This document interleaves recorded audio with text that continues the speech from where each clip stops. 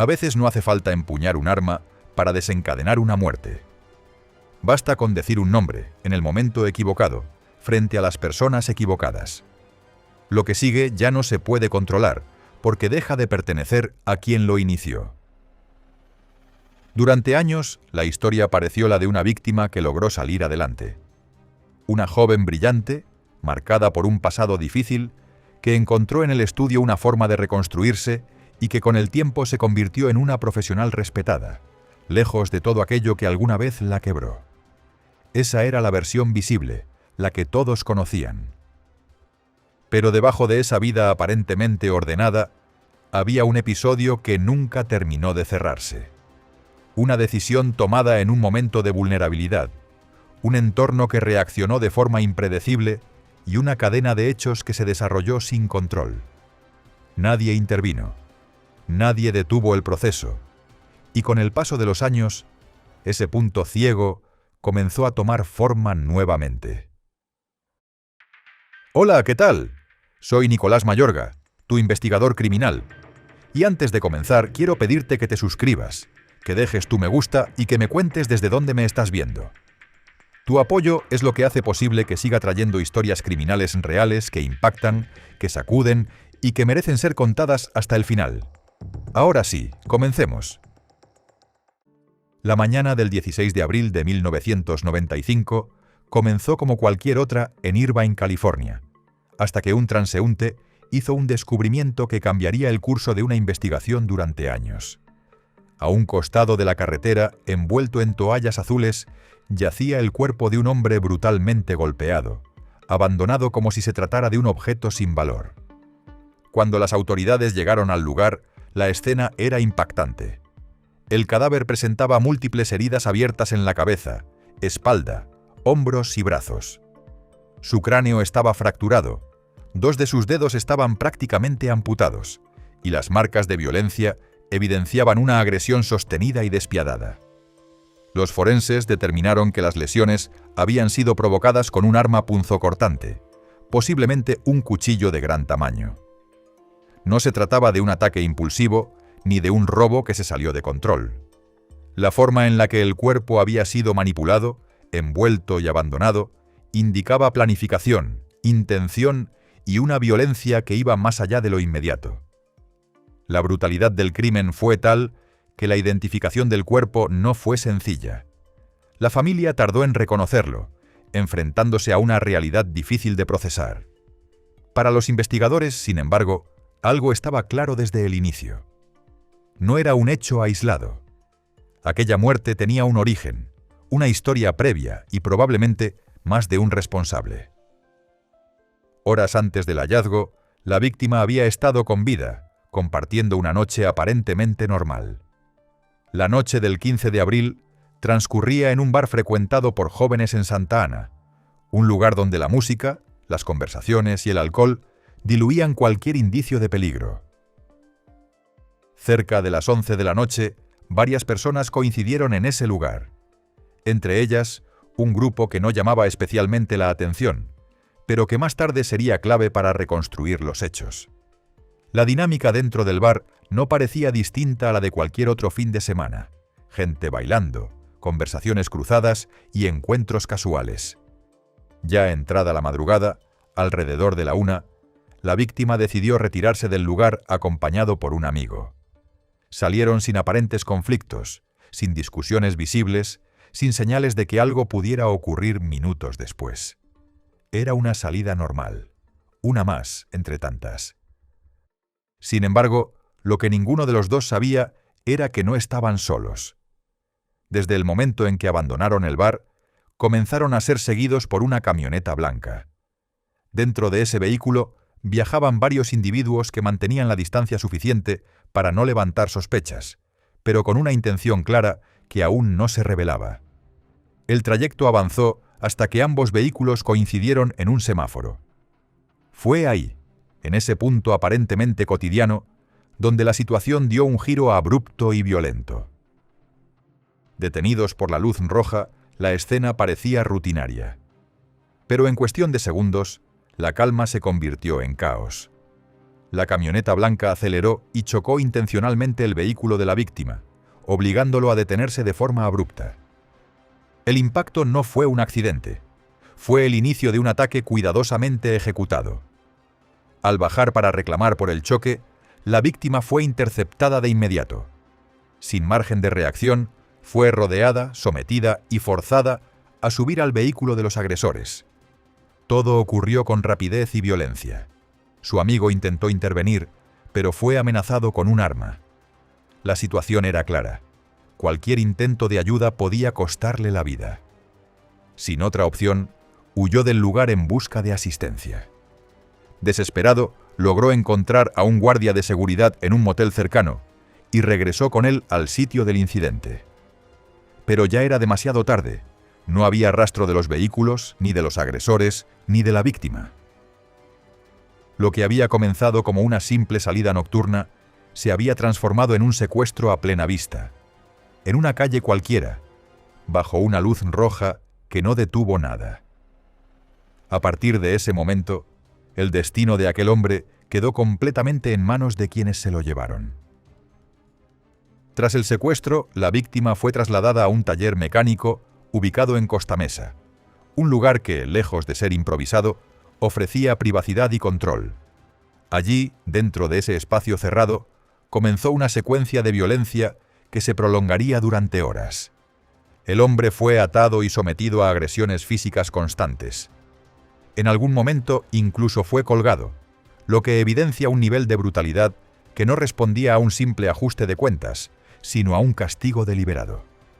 Cada golpe parecía tener una intención más profunda que la de neutralizarlo. Había un ensañamiento evidente. Durante ese tiempo, la víctima permaneció bajo el control total de sus agresores.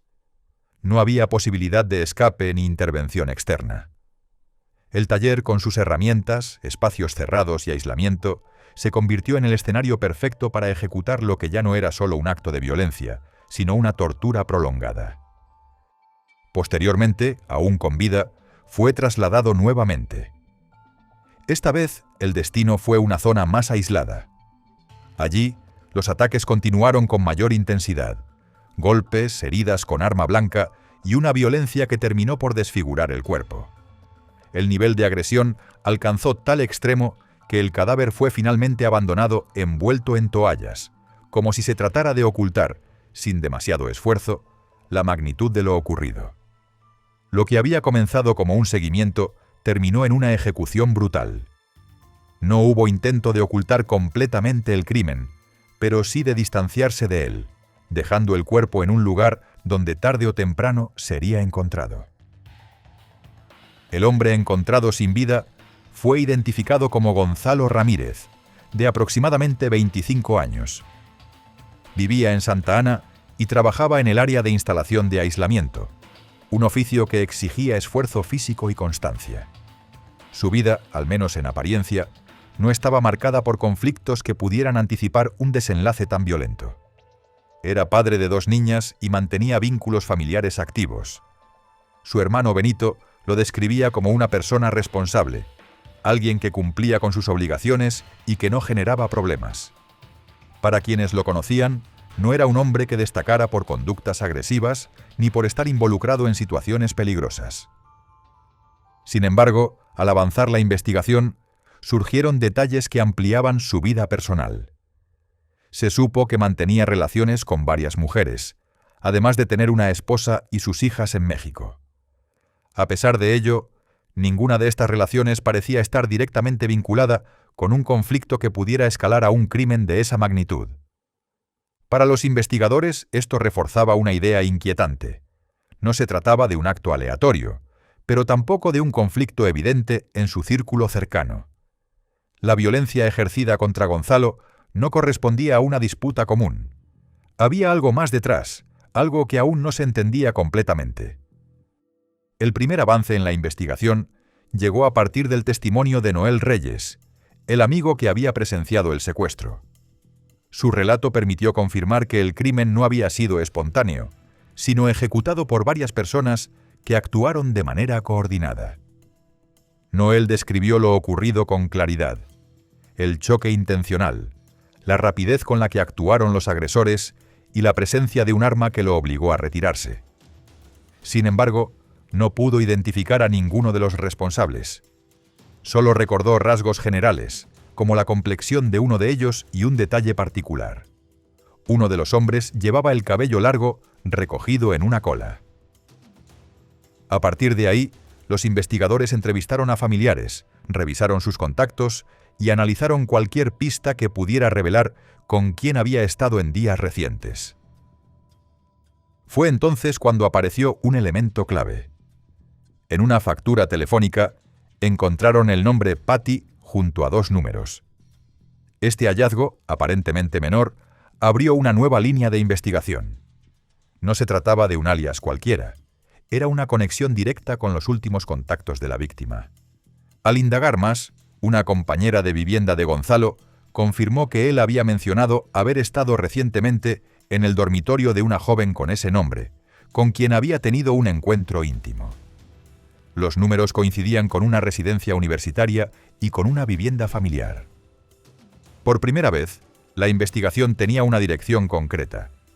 No era una respuesta, pero sí un punto de partida que conectaba la vida de la víctima con alguien que había estado con él poco antes de su muerte. Detrás del nombre Patty aparecía una figura con una historia mucho más compleja de lo que la investigación inicial sugería. Norma Patricia Esparza había nacido en 1974 en Aguascalientes, México, en un entorno marcado por limitaciones económicas y una estructura familiar frágil. Teniendo 5 años, su vida cambió de forma radical cuando emigró junto a su madre y hermanos a Estados Unidos para reunirse con su padre en Santa Ana, California. El traslado no significó estabilidad. La familia sobrevivía con múltiples trabajos, jornadas largas y un esfuerzo constante por salir adelante en un país ajeno. Pero las dificultades económicas no eran lo más grave dentro del hogar. Con el paso del tiempo, comenzaron a salir a la luz episodios de agresión sexual ejercida por su padre hasta que alcanzó los 12 años. Según relatos familiares, Norma creció en un ambiente donde el miedo y el silencio eran parte de la rutina, una realidad que también alcanzó a su hermana. A pesar de ello, la estructura familiar no se rompió. No hubo intervención externa ni consecuencias inmediatas. La situación se mantuvo contenida dentro del núcleo, generando una dinámica donde lo ocurrido no se enfrentaba, solo se soportaba. Ese entorno marcaría profundamente la forma en que Norma entendería las relaciones, la autoridad y el control. Frente a ese contexto, Norma encontró en el estudio una vía de escape que no dependía de nadie más. Desde muy joven mostró una capacidad intelectual destacada, convirtiéndose en una estudiante sobresaliente que rápidamente llamó la atención de sus profesores. Su esfuerzo le permitió acceder a oportunidades poco comunes. A los 15 años, obtuvo una beca para estudiar en una preparatoria privada en New Hampshire, alejándose por primera vez de su entorno familiar.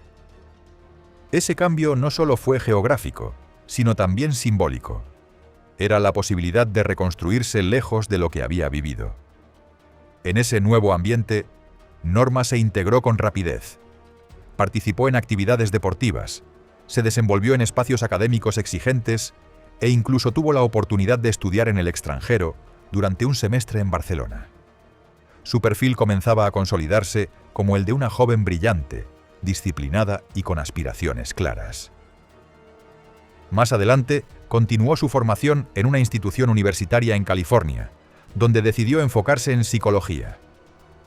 Para entonces, su identidad ya no estaba definida por su origen o sus circunstancias familiares, sino por su desempeño académico. La universidad se convirtió en un espacio de control, donde podía estructurar su vida bajo sus propios términos. Sin embargo, ese proceso no eliminó por completo las huellas del pasado. Bajo la superficie persistían conflictos internos, necesidades de validación y una tensión constante entre lo que había sido y lo que intentaba construir. En medio de esa etapa universitaria, Norma también desarrolló vínculos personales que empezarían a tener un peso significativo en su historia. Durante ese periodo, mantuvo una relación con Gianni Anthony Van, un hombre mayor que ella, con quien coincidió en un entorno laboral. Antes de seguir, una pausa rápida. Si este tipo de historias te interesa, suscríbete y deja tu me gusta. De esta forma me ayudas mucho a poder seguir trayéndote más casos como este. Ahora sí, continuamos. Gianni trabajaba como subgerente en una zapatería y tenía intereses relacionados con el diseño de moda. En un inicio, la relación parecía estable, pero con el tiempo comenzaron a surgir tensiones. Su comportamiento fue descrito como controlador, y su entorno social generaba ciertas dudas. Para febrero de 1995, Norma decidió terminar la relación. Su enfoque estaba en sus estudios y en mantener una vida estructurada, lejos de conflictos. Sin embargo, el vínculo entre ambos no desapareció por completo. A pesar de la ruptura, Gianni seguía presente de alguna forma en su entorno. Semanas después, el 25 de marzo, Norma tomó una decisión poco habitual en su rutina: salir con amigas a un bar. Era una pausa dentro de su vida académica, un momento aislado que no parecía tener mayor relevancia. Esa noche conoció a Gonzalo Ramírez. El encuentro fue breve y sin mayores implicaciones aparentes. Bailaron, conversaron e intercambiaron números. Para Norma, se trató de una interacción casual, una más dentro de una salida nocturna que en ese momento no parecía tener consecuencias. Al día siguiente, Gonzalo la contactó para invitarla a desayunar. Ella aceptó, pero estableciendo cierta distancia. No iría sola. Acompañada por su hermana Juana y su amiga Nancy, accedió a reunirse con él, marcando desde el inicio un límite en la interacción. Lo que ocurrió después comenzaría a conectar de forma directa con los hechos que ya habían sido descubiertos, aunque en ese momento aún no se entendía hasta qué punto. Después del encuentro inicial, la interacción entre Norma y Gonzalo continuó al día siguiente bajo condiciones que parecían controladas. Tras el desayuno, él se ofreció a llevar a Norma, su hermana y su amiga de regreso a sus residencias universitarias. Una vez allí, todo transcurrió con aparente normalidad hasta que, ya a solas, la situación cambió. Dentro de la habitación, lo que había sido un encuentro cordial derivó en un momento de tensión.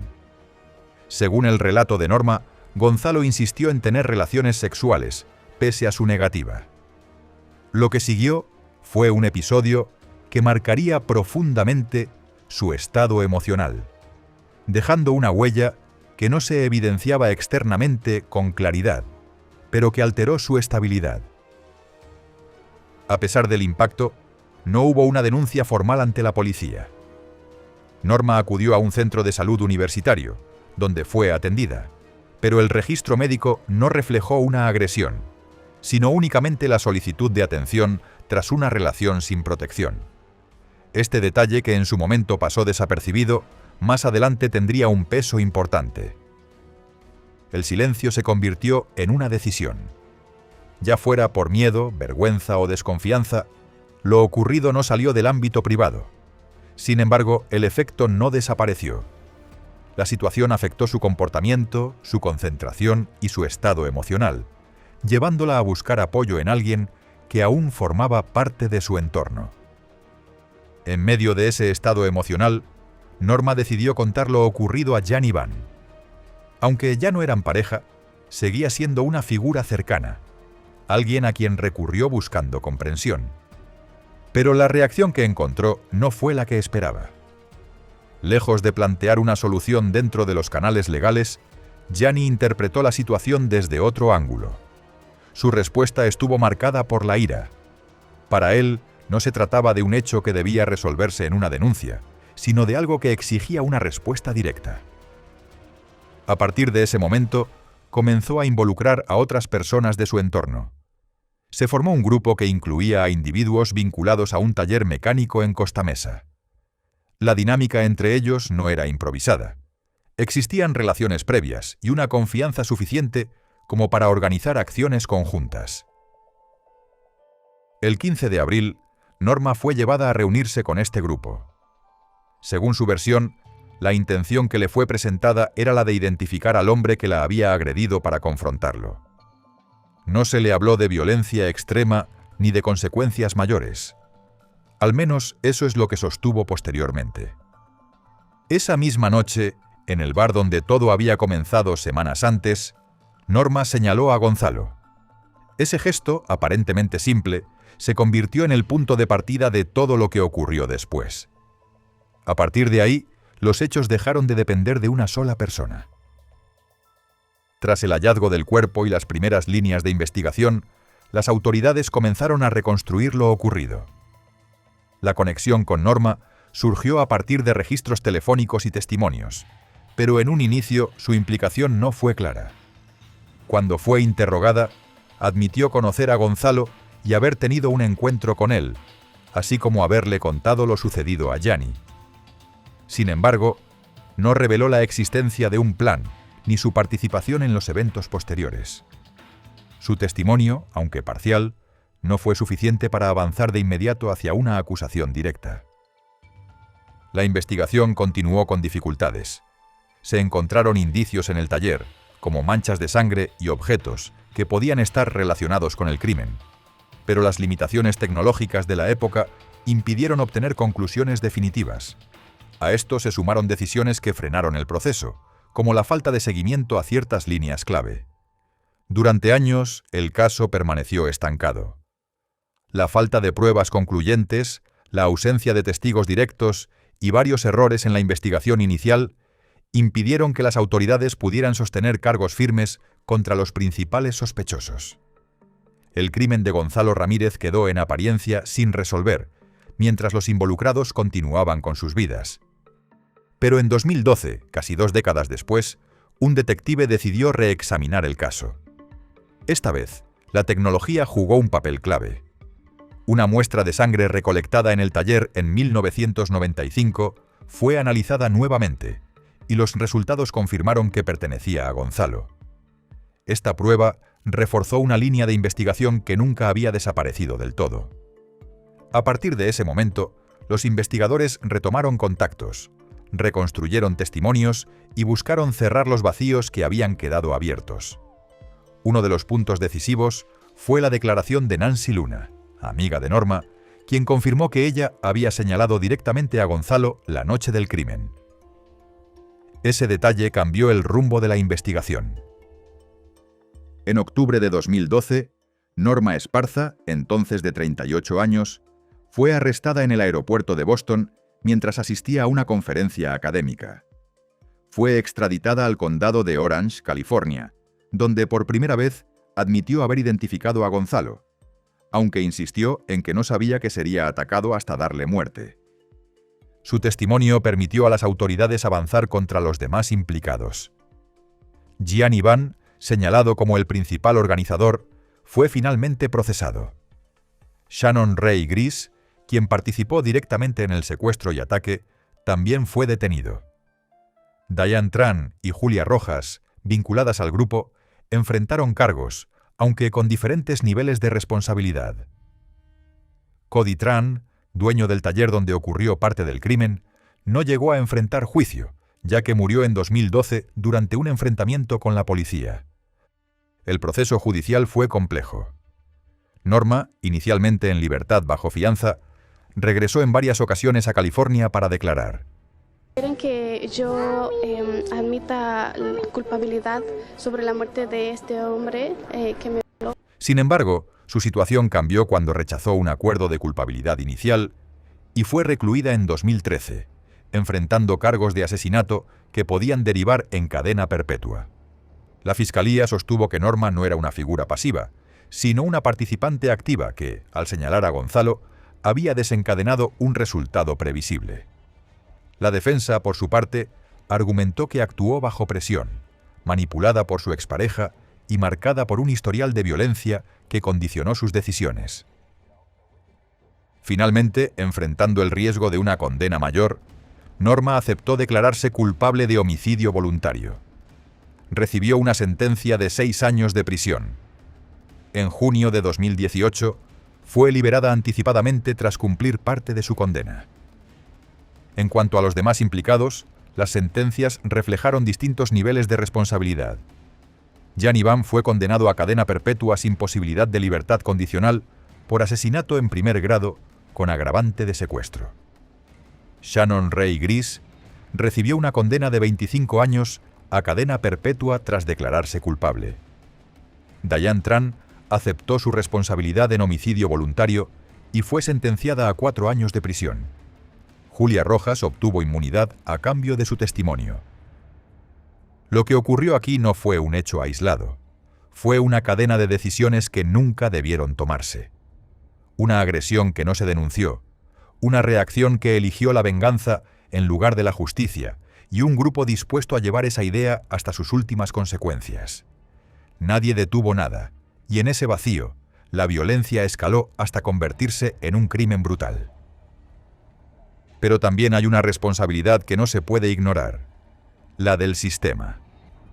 La investigación falló en su momento, permitió que el caso se enfriara y que los involucrados siguieran libres durante años. La justicia no llegó cuando debía, y cuando finalmente lo hizo, ya no podía reparar lo ocurrido, solo intentar cerrar una historia que llevaba demasiado tiempo rota. Al final, lo más inquietante no es solo la brutalidad del crimen, sino lo fácil que fue que todo ocurriera. Bastó un entorno que normalizaba el silencio, personas que actuaron sin límites y autoridades que no supieron responder a tiempo. Y el resultado fue el peor posible: una vida perdida, varias más destruidas y una verdad que tardó casi 2 décadas en salir completamente a la luz. Gracias por acompañarme en este caso. Si quieres seguir conociendo más historias criminales de la vida real, suscríbete, déjame tu me gusta y cuéntame desde dónde me estás viendo. Me encanta leerte y saber hasta dónde viajan estas historias. Nos vemos en el próximo caso.